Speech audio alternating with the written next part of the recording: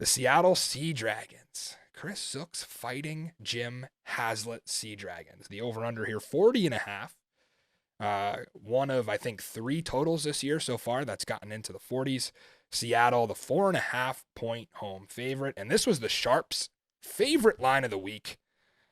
New life for those boys in orange and green. They opened as a field goal favorite on Monday.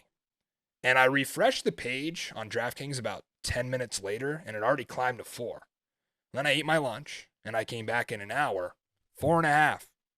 So this number got bet up. So if you got 3, congrats. You got a sexy number, because I wouldn't take this at 4.5. And I'm not comfortable going back to the Seattle well. I'm going to tell you why here. I remember I bet them last week. Juice Ellison. Morgan Ellison, as some of you know him. We're going to start calling him Juice because that's what he goes by on Twitter, and I think that's far more cool than Morgan. So we're going to call him Juice. He's banged up, dealing with a knee. Latest injury report said questionable. Was a limited participant in practice. Listen, though, he's a tough guy. We learned from Josh Lewin's XFL Week in Review podcast that he broke both of his legs in high school. He's also played rugby. Surprise, surprise with the way he runs. I don't think people realize how much Juice Ellison means to this offense, though. Brendan Knox, remember, he was featured as the main tailback in week 1. He's been placed on injured reserve. So without your 2 tailbacks, if Ellison is banged up or can't go, what do? Do you call Marshawn Lynch? Get him out of retirement, Zook? I mean, you don't have many options. They did go out and sign Darius Bradwell. If you don't know him, he's a 3rd-year pro out of Tulane. He was a 1,000-yard rusher there in 2018. But this is a different offense and hard to learn if you didn't go through training camp. So I don't think he'll be ready to go right away and jump right in.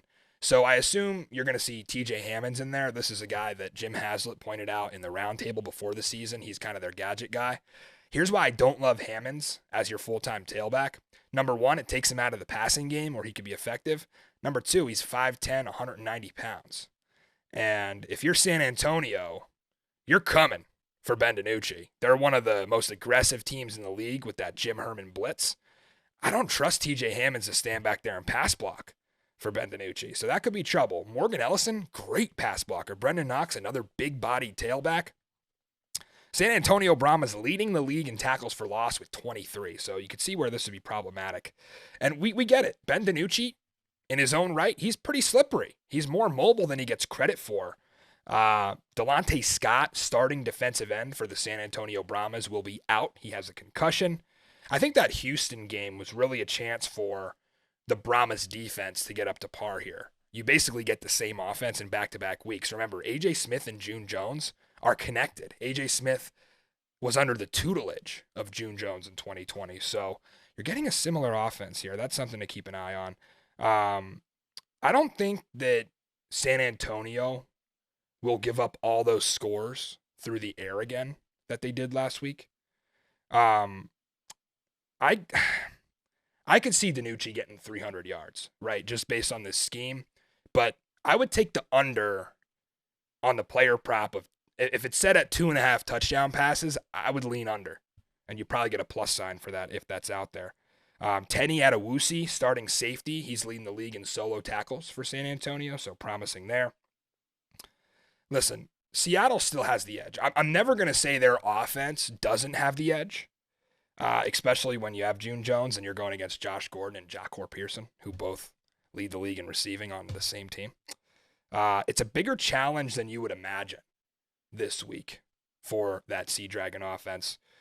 This defense under Jim Herman in San Antonio has not been scored on in 35 minutes of football. Remember, they held Houston scoreless in last week's game in the second half. So they're solid, and they're banged up. Like I said, the Scott twins are out, and they've got some injuries to some of those guys in the front seven. But it'll be a challenge, and if you're betting this game, you're not looking at this side because you know what you're going to get from Seattle offense and San Antonio defense. This is the side you look at. The San Antonio offense against the Seattle defense. This is where we find the edge in this game. The Brahmas offense will find you a way to lose money if you're betting this game.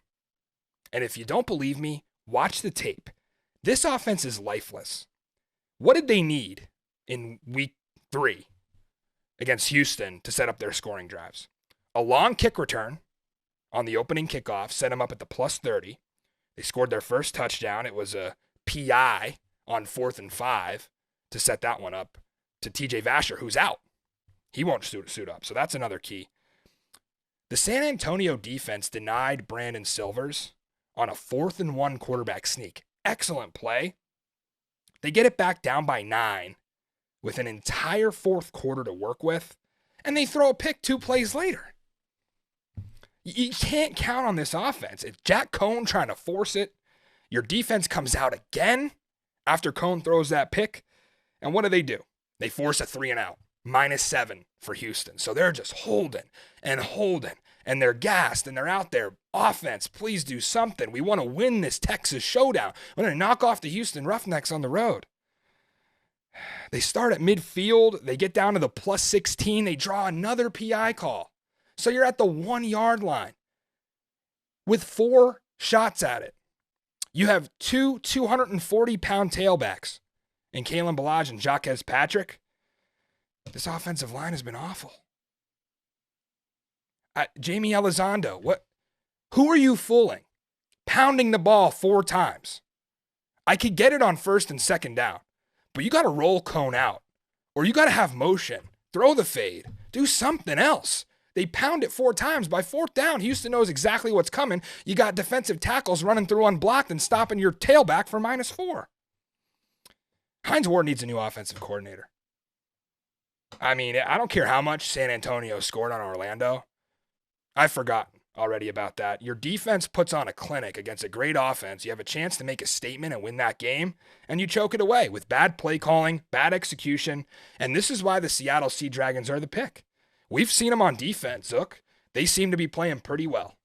Brett Hundley kind of threw them off, I think, a little bit, but for the most part, Sharif Miller and those guys get after it. They are potentially missing their top 2 corners in Bryce Thompson and Davis. We'll have to monitor theirs injury status, but this San Antonio offense is incapable, and this is why I won't take the over in this game either. I think Seattle will allow their least points this year through 4 games in this one. Who you got? Big shocker. Hey, the Dragons, do they run the table? That's what I want to know from you. Do they make the playoffs? Okay. Yeah. That's right. Been one of the more impressive rising stars, and he was banged up against Vegas. He came back in, right? That's right. He was not featured in week 1, and he's definitely one of the toughest runners in this league, as we've seen. Mikey Manziel, moan for Cone. Right? San Antonio? Yeah, that's what I figured. He's been behind them more than we have. He loves Hines Ward, and I do too. Don't get me wrong, but again, just a lifeless offense. They have got to figure out how to score the ball, or else they're not going anywhere.